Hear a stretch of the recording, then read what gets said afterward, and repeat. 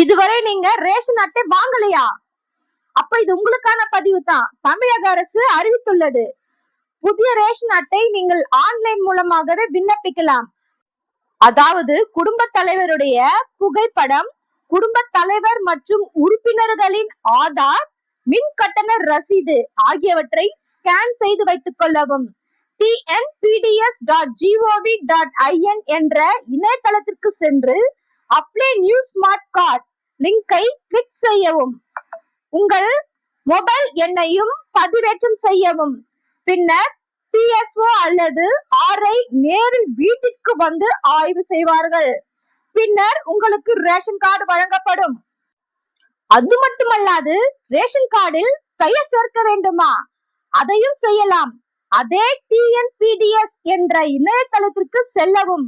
அதில் உறுப்பினர் சேர்க்க என்பதை கிளிக் செய்யவும். ரேஷன் கார்டுடன் இணைத்த போன் நம்பரை கொடுத்து வரும் OTP-யை பதிவிடவும். சேர்க்க வேண்டிய பெயரை தமிழ் அல்லது ஆங்கிலத்தில் டைப் செய்து விவரங்களை கொடுத்து கேட்கும் டாக்குமெண்ட்களை பதிவேற்றம் செய்யவும். அடுத்த 7 நாட்களுக்குள் உறுப்பினர் பெயர் ரேஷன் கார்டில் சேர்க்கப்பட்டுவிடும்.